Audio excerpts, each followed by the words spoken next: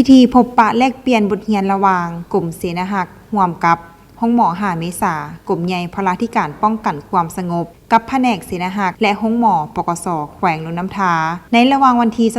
2-3 ตุลา2025ที่ผ่านมานี้อยู่กรมใหญ่พลาธิการป้องกันความสงบโดยการเป็นเกียรติเข้าร่วมของทานพันเอกเวียงศรีแสนดาวเฮืองห้องหัวหน้ากรมเสนาหักกรมใหญ่พลาธิการป้องกันความสงบและทานพันโทอัมไพอินทปัญญาห้องกองบัญชาการปกสแขวงนนน้ำทามีพนักงานแพทย์หมอและภาคส่วนที่เกี่ยวข้องทั้ง2กลุ่มกองเข้าร่วมทานพันโทนางมณีไลทิพวงศ์ห้องหัวหน้ากลุ่มเสนาหักได้ผ่านแผนการเคลื่อนไหวของกลุ่มเสนาหักในระยะผ่านมาว่าเวียกงานเสนาหักแม่นเวียกงานวิชาเฉพาะหนึ่งในขมเขตเวียกงานทับประกันพลาธิการหอบด้านให้กำลังป้องกันความสงบในการซี้นำบัญชาคุ้มครองติดตามกวดกาเฮ็ดหน้าที่ทับประกันด้านสุขภาพของนายและพลตำรวจประชาชนบรรดาเผ่าเพื่อเฮ็ดสำเร็จหน้าที่วิชาเฉพาะของตนโดยเฉพาะการสนองยาและผลิตภัณฑ์การแพทย์ให้บรรดากลุ่มกองอ้อมข้างกระทรวงป้องกันความสงบได้70ครั้ง1,200 กว่าเทื่อรายการจ่ายยาและผลิตภัณฑ์การแพทย์ให้บรรดาค่ายคุ้มขังดัดสร้างได้25ครั้ง600 กว่าเทื่อรายการจ่ายผลิตภัณฑ์การแพทย์ให้แผนกเสนาหักของบรรดากองบัญชาการปกสแขวง12ครั้ง 1,100 กว่าเทื่อรายการห้องหมอ5 เมษา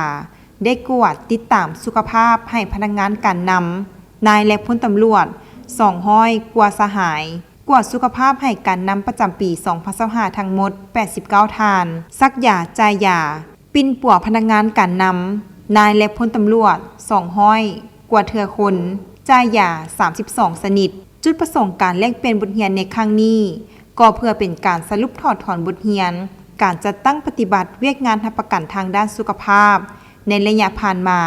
เพื่อนำไปพัฒนาห้องหมอปกสแขวงนนน้ำทาให้นับมือมีประสิทธิภาพและประสิทธิผลดีขึ้นไปเรื่อยๆในนั้นทั้ง2ฝ่ายก็ได้ผลัดเปลี่ยนการรายงานเกี่ยวกับสภาพการเคลื่อนไหวเฮ็ดหน้าที่วิชาเฉพาะของตนยกให้เห็นข้อสะดวกข้อยุ่งยากบรรดาปรากฏการณ์ย่อท่อ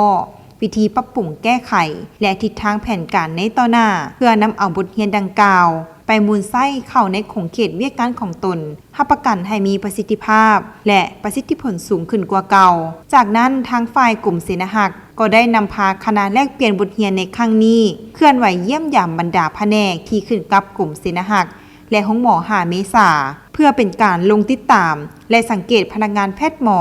ที่พวงปฏิบัติหน้าที่เวียกงานวิชาเฉพาะตัวจริงสั่งรวมแล้วการพบปะแลกเปลี่ยนบทเรียนในครั้งนี้ก็เพื่อเป็นการศึกษาเอาความรู้อันใหม่ๆประสบการณ์และวิธีในการจัดตั้งปฏิบัติเวียกงานเสนาหักและเป็นปัวสุขภาพเพื่อนำไปหมุนไส้อยู่กลมกองของตนให้มีการพัฒนาขึ้นไปเรื่อยๆ